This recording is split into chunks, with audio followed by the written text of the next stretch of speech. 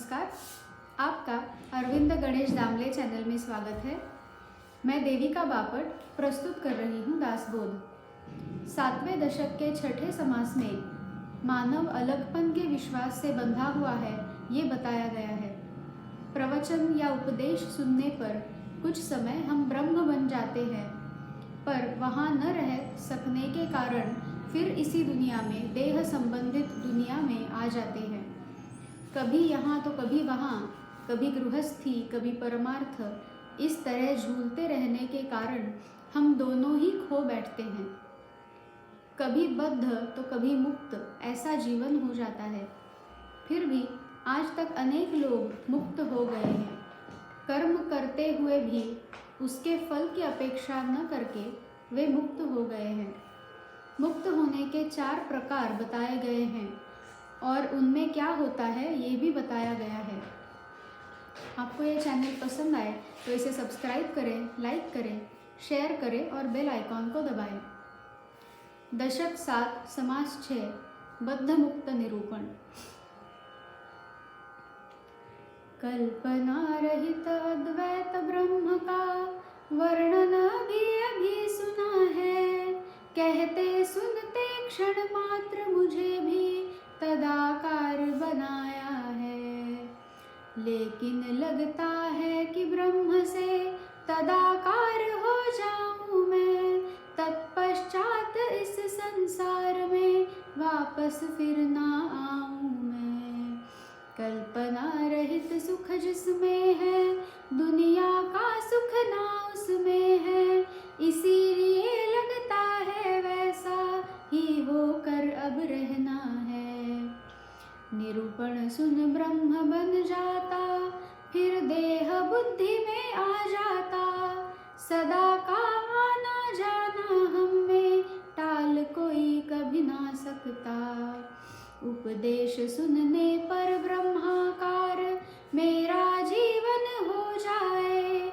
ऐसे में ही देह पतन हो, अपना पराया खो जाए। यदि ऐसा ना होगा तो लज्जा बहुत ही आएगी। ब्रह्म बनने के बाद गृहस्थी यह बात ठीक न होएगी। ब्रह्म बनता है और फिर देह में वापस क्यों आता। ऐसा हो तो वो ज्ञान मुझे कुछ ठीक नहीं है लगता। या तो ब्रह्म बन जाना है या गृहस्थ बने रहना है। दोनों में आना जाना अब कितनी बार करना है। ब्रह्म विवेचन सुनने पर हम ब्रह्म रूप हो जाते हैं। वहाँ से उठकर चल पड़ते तो काम क्रोध फिर आते हैं। ये कैसा ब्रह्म रूप जहाँ से ब्रह्म चला जा सकता है। गृहस्थी खींचा तानी में जाती, परमार्थ भी हाथ न लगता है। ब्रह्म में सुख मानो तो फिर गृहस्थी खींच ले जाती है। प्रापंचिक सुख उपभोग करो, ब्रह्म की याद आ जाती है। प्रपंच ने ब्रह्म सुख नोच लिया, ब्रह्म प्रपंच सुख नोचता है। दोनों अधूरे रह जाते और एक भी हाथ न लगता है। चंचल मन मेरा है उसका, क्या करूं समझ न आता है। ये करना या वो करना, मन कुछ निश्चित ना चुनता है। एक श्रोता कहता मेरा मन असमंजस में पड़ जाता है। अखंड ब्रह्माकार न रहकर गृहस्थी में विघ्न आ जाता है। अति सुंदर तरीके से वक्ता इस प्रश्न का उत्तर देता है। क्षण एक रुको श्रोता जन, अब इसका उत्तर आता है।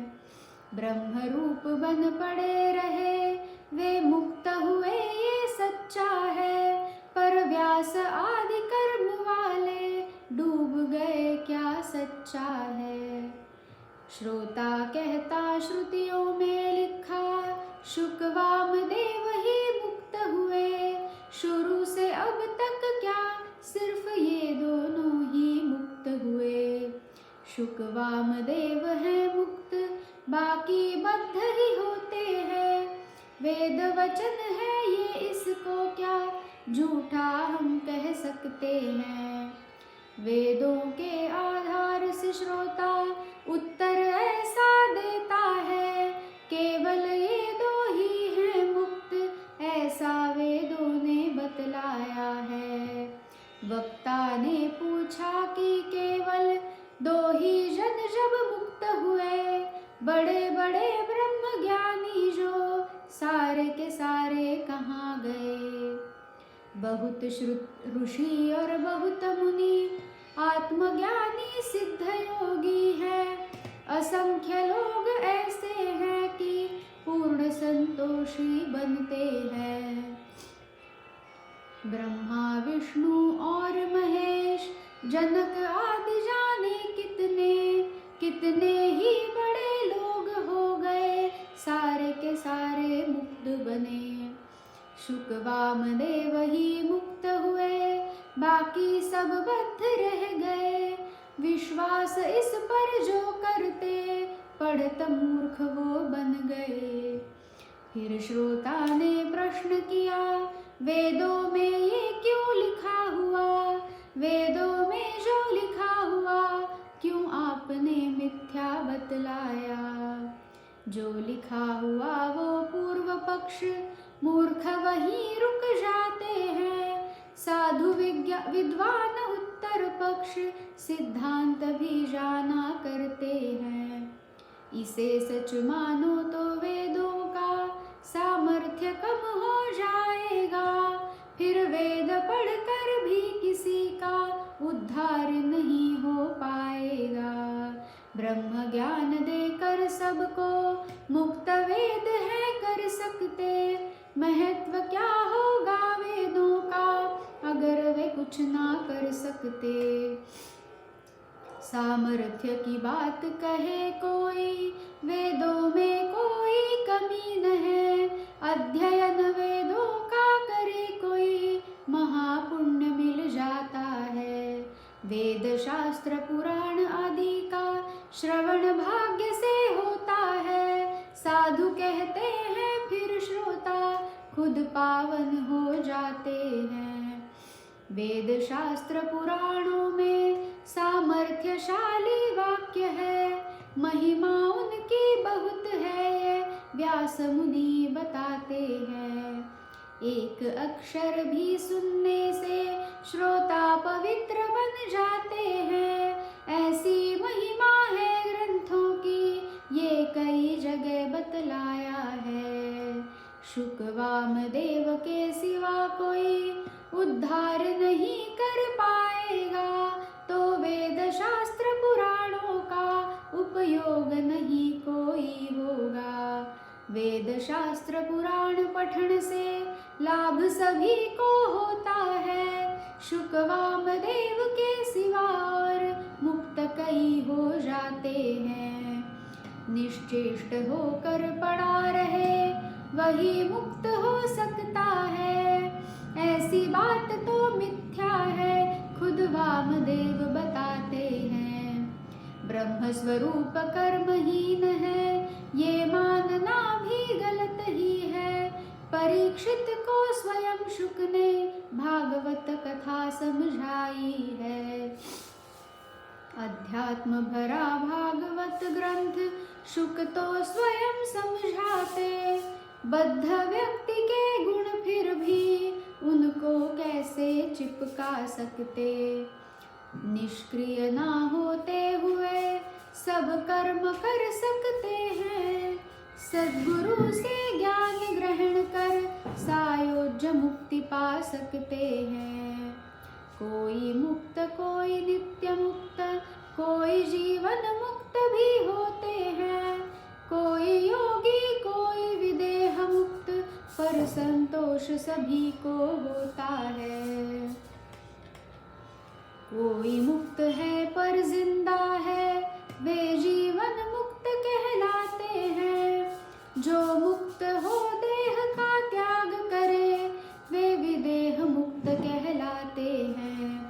इन दोनों से नित्य मुक्त और भी अलग होते हैं। मन से ईश्वर के पास रहते वे योगीश्वर कहलाते हैं। जब भी वे जन्म लेते अध्यात्म में वृद्धि करते हैं। शतकों तक जिनका नाम रहे वे सारे संत कहलाते हैं। स्वस्वरूप का अनुभव आने पर कोई स्तब्ध हो जाता है या तटस्थ हो जाता कोई, दोनों देह से संबंधित है। परमार्थ में खुद का अनुभव 100% महत्व रखता है। बाकी जो परमार्थ में है कुछ भी महत्व ना रखता है।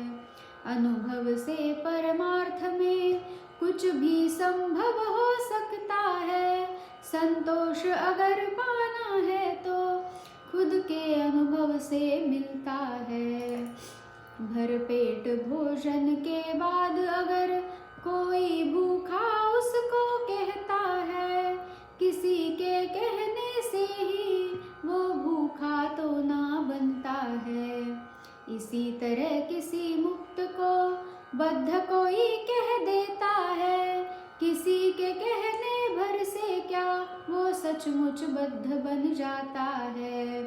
स्वरूप में है तो देह नहीं, फिर संदेह कहाँ से आएगा। बद्ध मुक्त दोनों ही देह होगा तब ही होगा।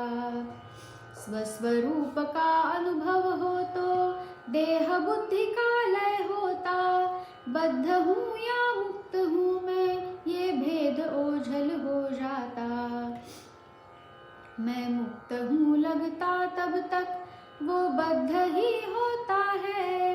मुक्त हो फिर भी लगे बद्ध वो अबद्ध कहलाता है। स्वस्वरूप तो स्वयं सिद्ध वो तो केवल होता है। बद्ध नहीं और मुक्त नहीं दोनों से परे वो होता है। मैं मुक्त हूँ ये अहंकार पेट पर बंधा पत्थर है। ऐसा व्यक्ति निश्चय ही डूब पाताल में जाता है। देह बुद्धि को साथ लेकर स्वस्वरूप तक जाना है। ऐसा करना भी हो किसी को वो कभी नहीं कर पाता है। मैं के बंधन से छूट गया वो ही मुक्त हो सकता है। वो चुप बैठे या बोले भी फिर भी वह मुक्त होता है। जो ज्ञाता और परम शुद्ध बंधन है और मुक्तन है। बंधन और मुक्ति दोनों ही माया से ही बनती है। नाम रूप कुछ भी न रहे मुक्ति भी ना रहती है। बंधन मुक्ति दोनों भूले और भूलने को भी भूलता है। बंधन और मुक्ति दोनों ही कल्पना बनाया करती है। सोचो तो कल्पना है दोनों कुछ भी सच ना होता है।